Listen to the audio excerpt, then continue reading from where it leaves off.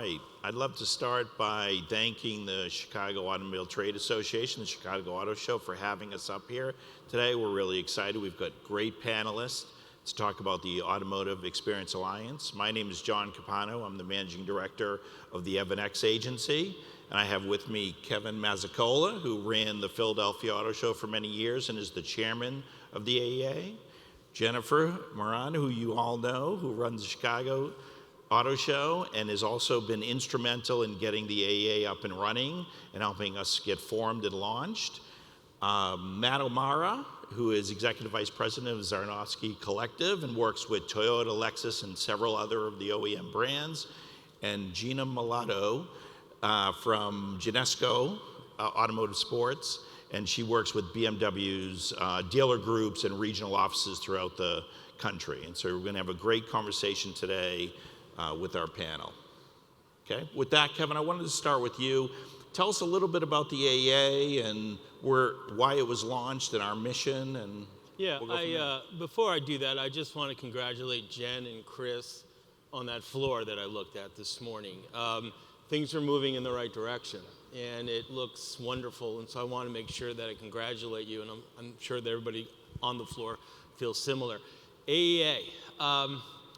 There's challenges bring innovation and transition, and I think that's what we're seeing with AEA. We are finally having a voice as an aggregate group of auto shows and have formed an organization of 28, 29 shows that are going to aggregate what they do and have a voice. We all know each other, but we haven't worked together the way that we're looking at doing. And through that process, I believe AEA will be a tool for that.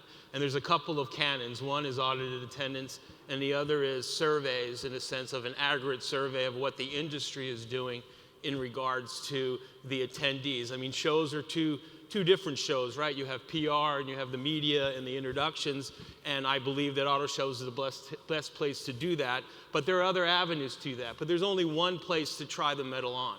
There's only one place that consumers can come into a facility and compare and decide what their next is going to be, and that's an auto show. And I believe the digital side of all our lives that are coming down the pike are there, and it is, but that makes auto shows more unique and more important than they ever been, because it is unique in the sense of formats and customers being able to look at what's going on. About half the people that'll come to your show or our show a couple of weeks ago will buy a new vehicle in the next 12 months. And these are qualified people coming in, right? They're paying money. They're paying money to see new vehicles and try, as I said, that metal on. So you've got a garage mahal over there, and they're going to fill this place up for 9 days, and that you can't do on a computer. Absolutely, absolutely, yeah. It's great. So the AEA mission, really important. Auto shows working together to innovate and standardize. Jennifer, talk to us a little bit about the genesis of that, and then also how that's impacted the show here in Chicago. Yeah, so there was a group called Auto Shows of North America. I had the privilege to be the chairwoman of that group last year. And just listening to manufacturers, many of which are here today, their EAC partners or exhibit, point of contractor partners would attend those meetings. And what just kept coming back to us time after time was, transparency. And they also felt that they needed to benchmark their metrics, and there was really no consistent way that auto show producers have done that, because each auto show had its own survey that went out. Questions were very different. So it was very difficult for them to gather that data and to benchmark the metrics from show to show. And we always say this, we do not have to hide. We have a great story to tell. We say that time after time to our membership, and just getting that word out. So I'm very proud of what we've been able to accomplish with this board, with the AEA board, and John Capano as our consultant. But truly, we're looking to the future. And so we've made a lot of progress over the past 6 months.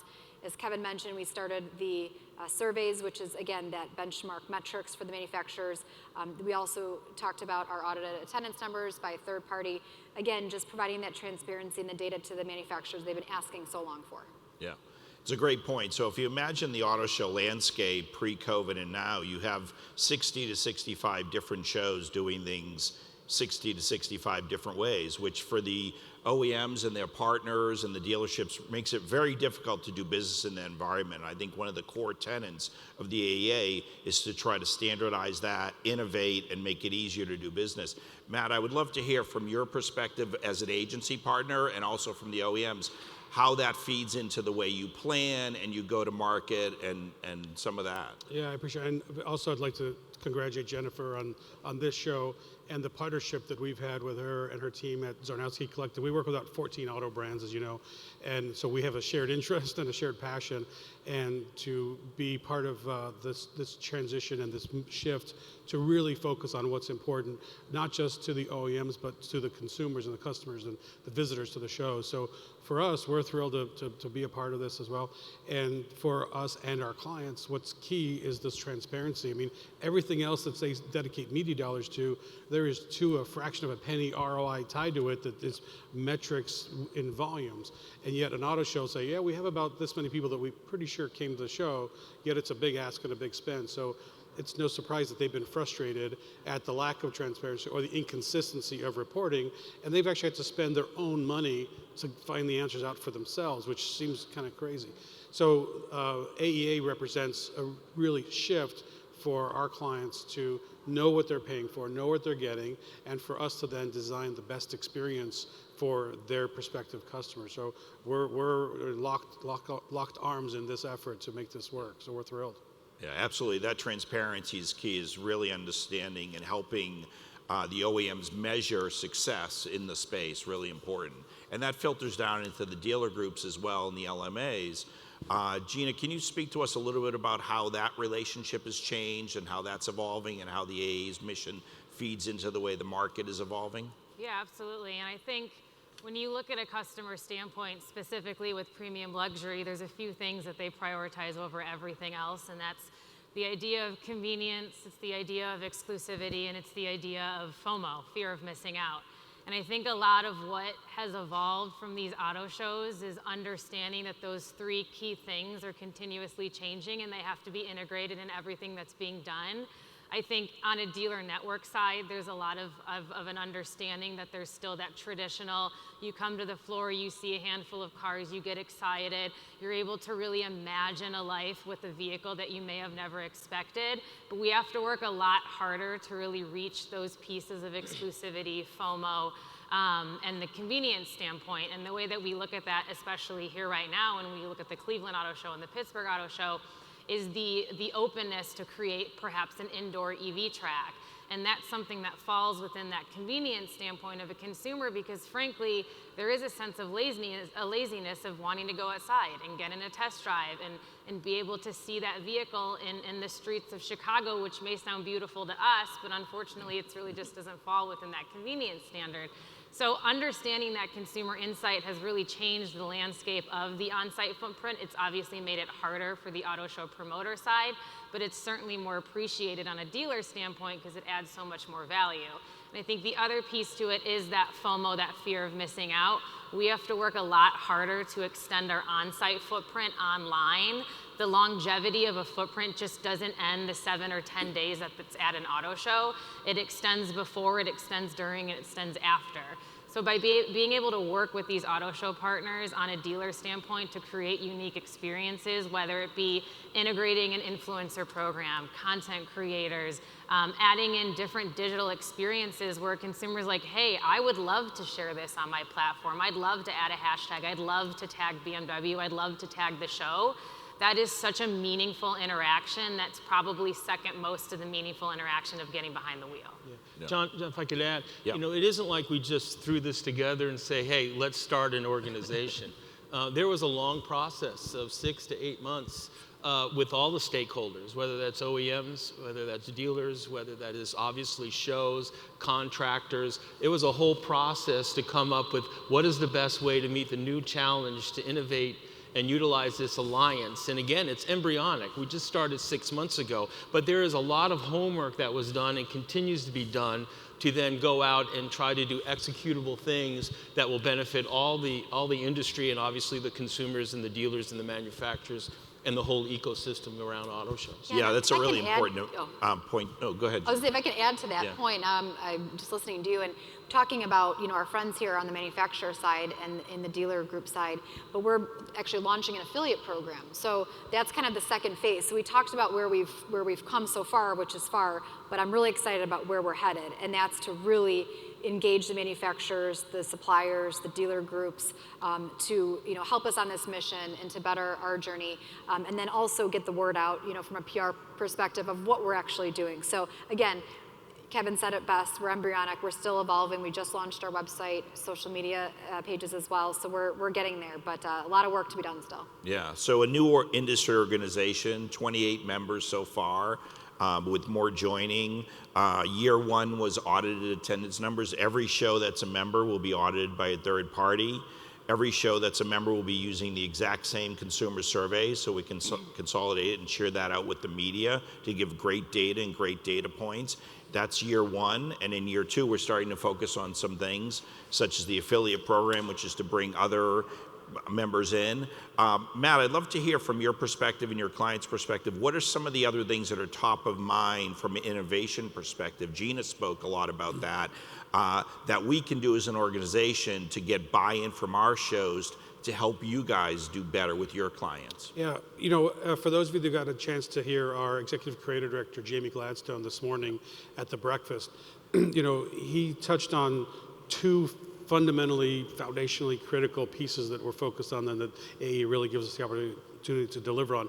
Number one is ROI for our clients, and not just the OEM clients, but anybody else who comes. And you see, Jennifer's done a great job. It's not just the OEMs, not putting the entire pressure of the success or viability of a show on just if the OEMs show up. We have more than that here, as you're starting to see in shows in Europe. But then the other side of it, it's got to pay off for the consumer.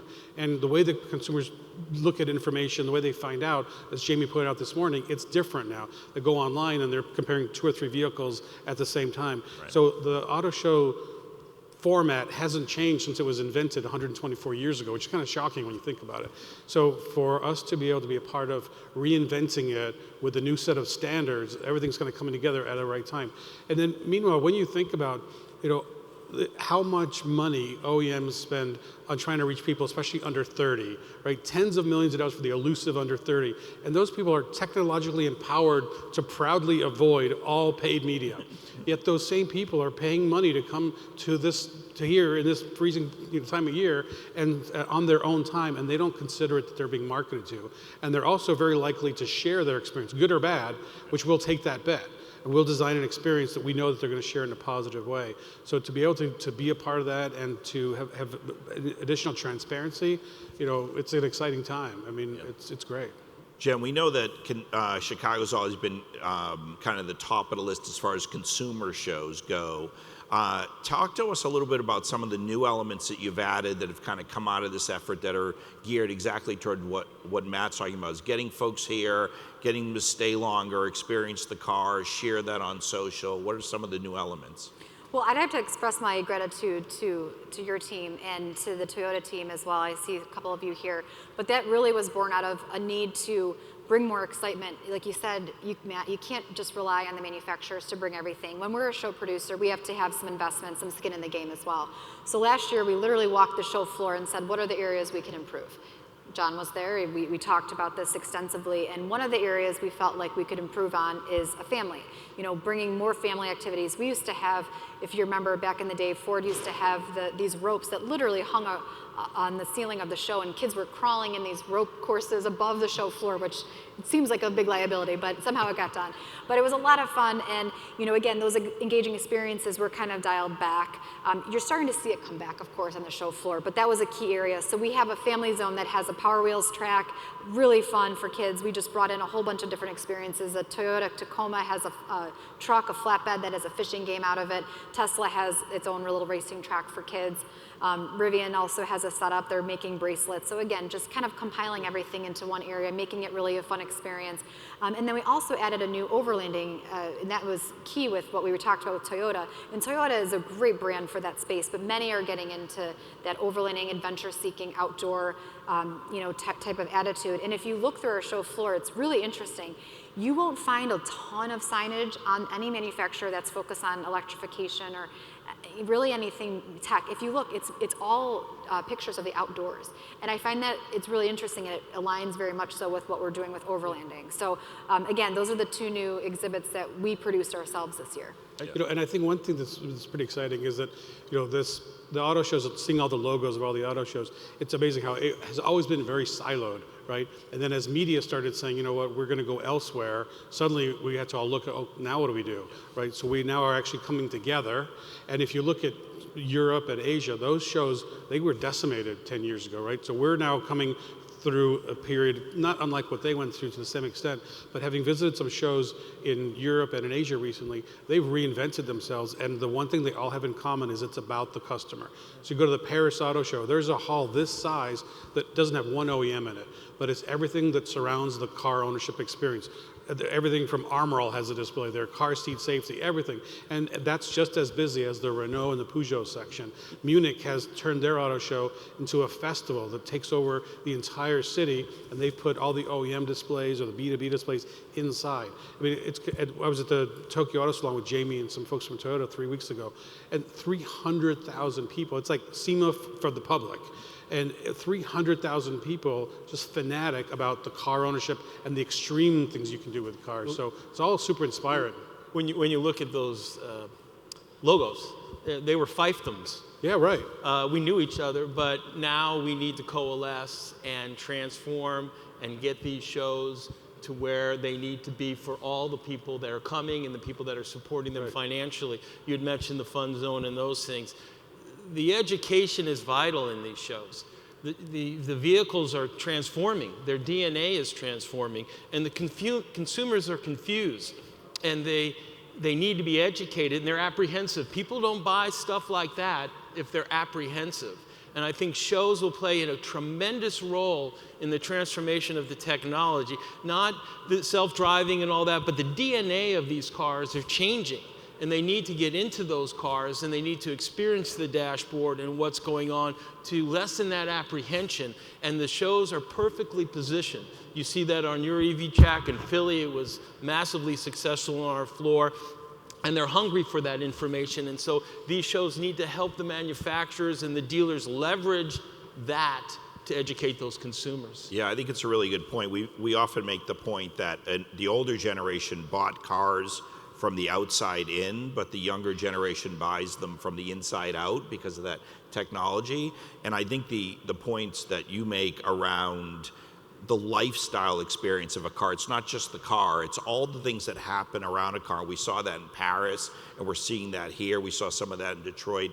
Gene, I'd love to hear your perspective on that, because working with BMW, obviously a luxury brand, their whole approach to the market is a lifestyle approach, and I'd love to hear your perspective on that as well. Yeah, and I mean, I think going back to how you speak about really the education piece to it, the biggest thing to me on this alliance when you look at all these logos is the power of storytelling, which I think specifically for a luxury buyer, that there is a massive hesitancy on electrification, and it's not because they just don't believe in it, it's because they just truly are not educated on it. And what we're learning a lot within this specific sector, electrification is not going away, right? It's going to continue to be something that we prioritize, and it's going to be a priority across every single manufacturer.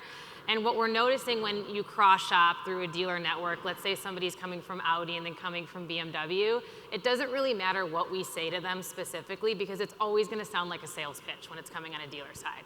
So what's really fantastic about looking at these shows is being able to create those storytelling moments that helps convince these consumers from a biased standpoint that electrification is different what they think they are, that they think that is. And what we're doing on an activation standpoint is really telling that story in a very different way. It's not going and combating other competitors and saying one's better than the other, this or that, but it's really focusing on the sustainability piece to it. What are manufacturers doing besides being an all-electric vehicle that's really keeping the planet green and help saving the earth? And being able to do that with partners through AEA is really important because they have the platform, they have the resources, they have all of those components that really brings that forward. I'll also say a big thing for us is nurturing those leads. The biggest part of working with dealer networks is we can hand them as many leads as possible, but what they do with them next is often misunderstood, or nothing is ever done with them, frankly. And it isn't because they don't want to, it's just they don't know how to interact with event leads. It's such a different type of lead than a hand raiser or somebody who goes on a website and does a build your own. But coming to a show like this and taking a test drive and interacting with vehicles is a way to really get them down that purchase funnel a lot quicker than potentially a website lead. You guys keep bringing back all of potentially some new customers, but also the same customers. And that's the most beautiful part about these shows, is that not every year is gonna be the same experience, and that's what's driving them closer down to purchasing. So yes, at BMW, I can bring the best possible experience. We can create new innovative approaches, but to Jen's point, as somebody that's producing this, we also have to consider what are they missing on a dealer level that sounds like such a sales pitch that we can go ahead and really dive deeper and get them to comprehend the difference. Yeah, Matt, talk to us a little bit about that in the Toyota and Lexus world, how the actual brand OEMs work together with the dealership in this environment, in this world. Well, Toyota, I mean, you walking the floor earlier, I mean, there's folks here from the Toyota region, Saatchi, their local agency, we collaborate with them. Last year here at this show, thanks to Jennifer, we pioneered something new with Toyota that has now rolled out to all 50 plus shows we do with Toyota, and that's the Toyota Marketplace, which is for the first time ever, and this is directly feedback from dealers, is that we have cars on the showroom floor, on the auto show floor, that match the showroom floor and the offers that their agency is putting out. So it's all three tiers speaking for the first time at the same time.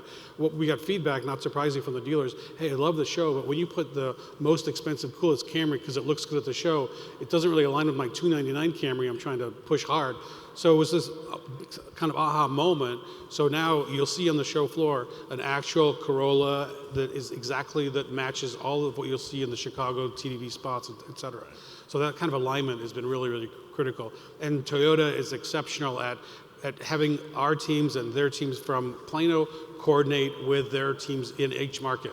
Everywhere we go, whether it's a big show like Chicago or Tulsa or anywhere, it's the same strategy, same communication objective, just scale, just shifts. Yeah. And I think it's been a great job on the manufacturers and Czar and you as well, Gina, in regards to involving the dealers.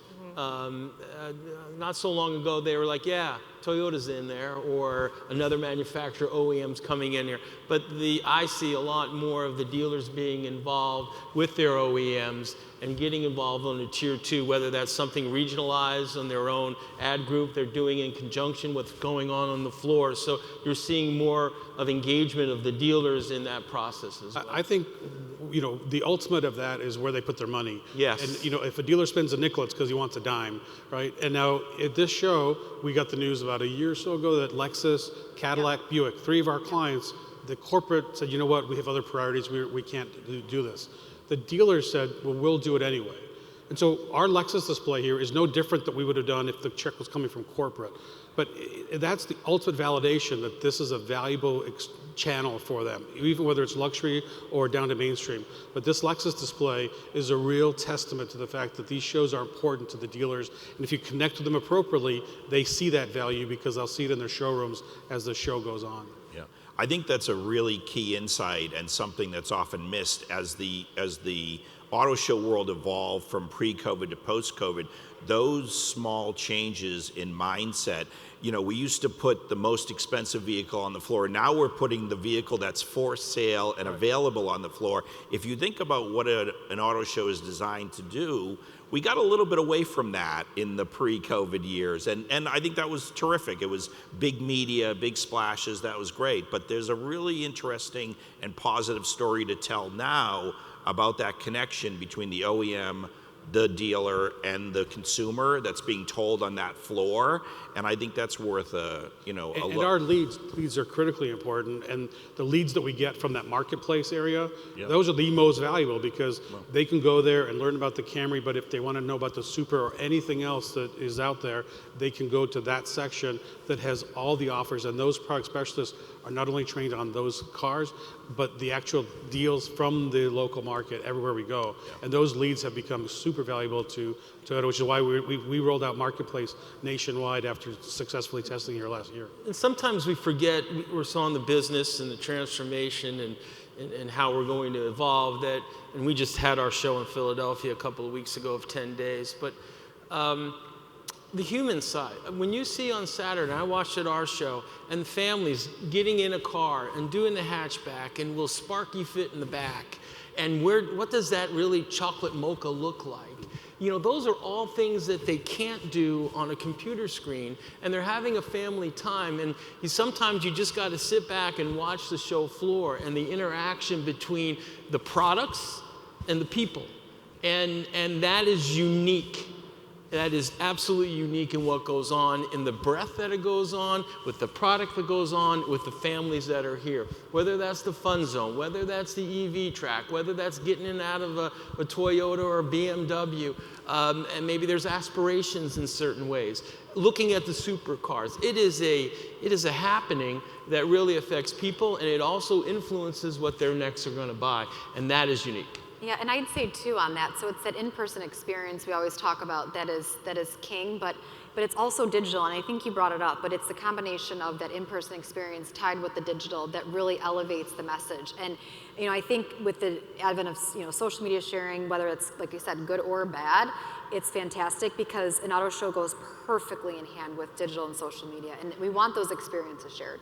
Yeah, and we've learned through that point as well, like, we can expand on different touch points at the auto show. So we're working specifically with a handful, I believe 5 influencers that are coming to Charity Preview that have over 100,000, almost 1 million followers.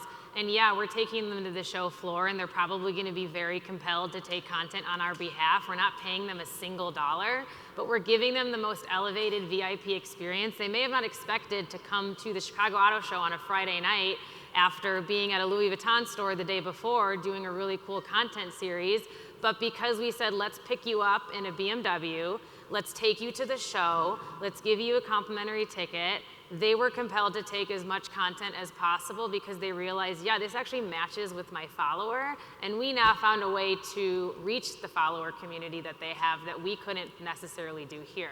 So having that support specifically from you guys to do something like that also adds a lot of longevity to our brand awareness. Yeah, that's an area of innovation that the AE is really focused on moving into next season. We're taking best practices from the shows that do that really well and helping the other shows do it as well, because a lot of the shows are smaller and understaffed. They don't have the resources of the large shows. So that's a big part of our mission at the AEA. Yet they're just as important to their market and their Absolutely. dealers as large shows. So it is a community there, as you see from all of those logos.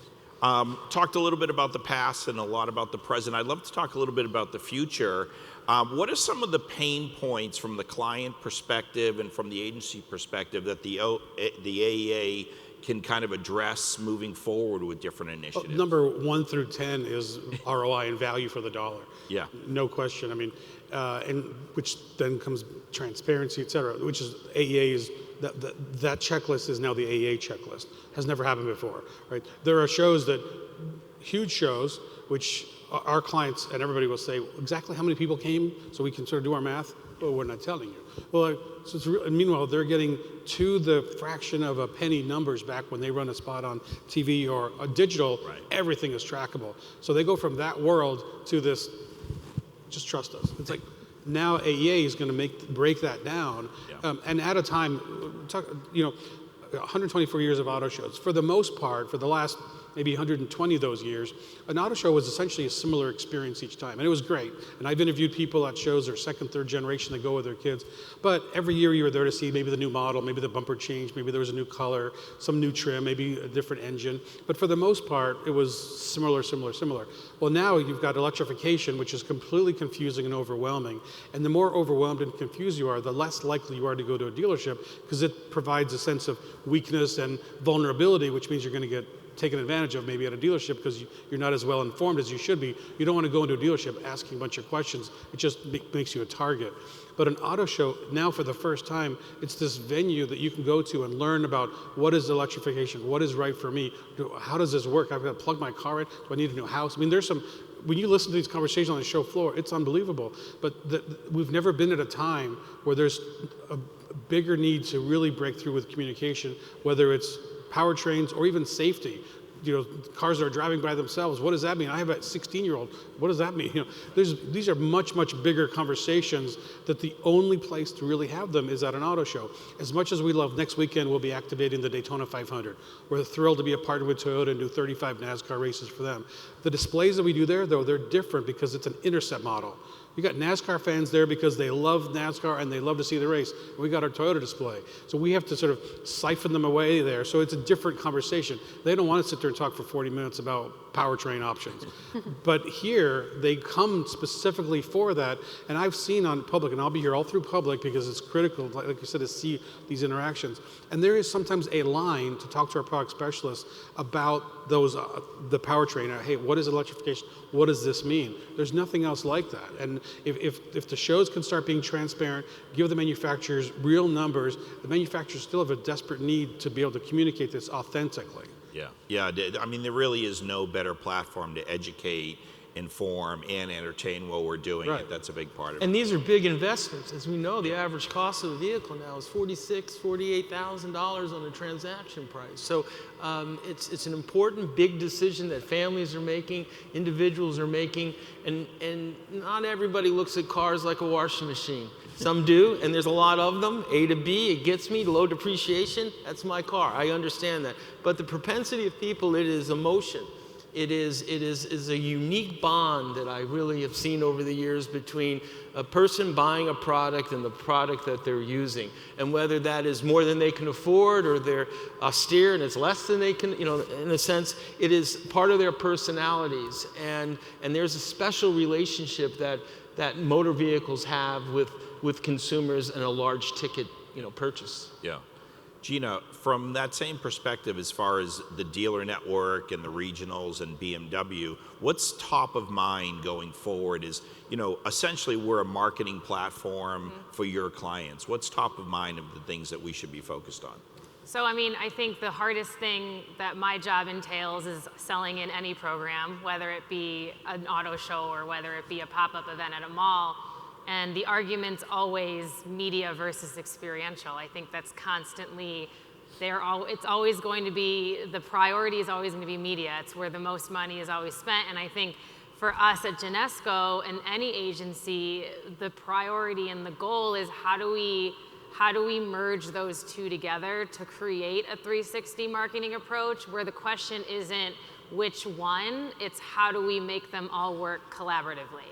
And we've done a really good job specifically at Genesco across all of our auto clients to make sure that if there is another agency involved like BMW, how are we using paid media or reallocating some certain amount of funds to support experiential? Or how do we do vice versa? Maybe, you know, paid media is focusing so much on iX or X3. Well, okay, if we know that, how about we then help you develop something that's related to iX X3? If you're telling me end of term lease is an issue, if you're telling me that loyalty is falling off, then how do we find a way to bridge the gap where we're using media funds and experiential and we're combining them together? So I think that is the hardest thing for us on a selling standpoint is always the budget between which one's the priority. And I think secondarily is just really understanding how the consumers speak and how they talk and what they're doing. These shows, and I can give you data that BMW says is right or that JLR says is right, but that's data that I already have in the CRM and I have access to. It's data that I've collected from the events that exist, that we've invested on, that our dealers have invested on. But what we don't have is you guys telling me, okay, well, we found that 60% of the people that went to the Lexus booth also went to the BMW booth. Or they spent this much time at this Lexus, and then they spent this much time at the i4. And finding a way to figure out what that premium buyer looks like on a full footprint scope landscape. And could it be beacon tracking? Could it be focus groups? Going all back to something we did years ago and bringing people in and saying, hey, somebody who has been at an auto show for decades, what do you miss? What do you wish came back? And being able to say, okay, I now have qualitative and quantitative insight that is not in your CRM. Now think about how much more powerful that is to something that is in your CRM. Let's combine those two together. Right. You're going to love our survey. Yeah. Big survey gal. You will. And I see a lot of my colleagues out there and industry people I've seen a long time. AEA, what we are is committed. We are committed to that transparency. We are committed as a group, not individual shows, to provide aggregate information to help you, help us, help you. We are committed to continue the alliance in the sense of affiliate programs to work with the industry. We are committed to help transform and expand and do what shows need to do, and they have been around a long time, but there's things that we're looking and we're seeing, and those group of shows at AEA, you'll see more and more of that commitment of these shows to that end. And we're embryonic, but we do know where we want to go with this, and it's that. Yeah, and it's so powerful, and our dealer networks don't necessarily know what data they want to see, but that's obviously our job as the agency, is to be storytellers with you all to figure out what data is important. And it's very much hearing straight from agencies like us and OEMs, like, what are you missing in your CRM? What are you not capturing on an owner standpoint? What are those conquest leads not telling you? Let's build that report. Let's figure that out and send it back. Yeah. Jen, can you speak a little bit about the affiliate program you mentioned earlier?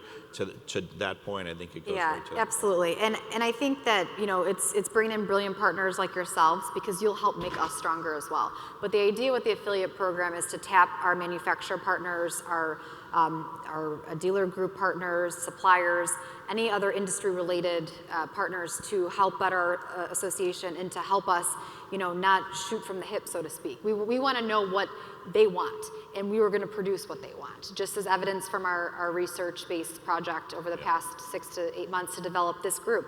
And that came from the manufacturers primarily. It was a series of interviews that we had John, conduct over the course of 6 to 8 months with the key industry people, and that's why we developed this strategic group, is because of the insights that we had. So we're really looking forward to rolling out this affiliate program very soon here, but we can expect that to look like a series of video meetings, a couple of video meetings throughout the year, and also one in-person meeting in the summer where we'll gather more information. Yeah.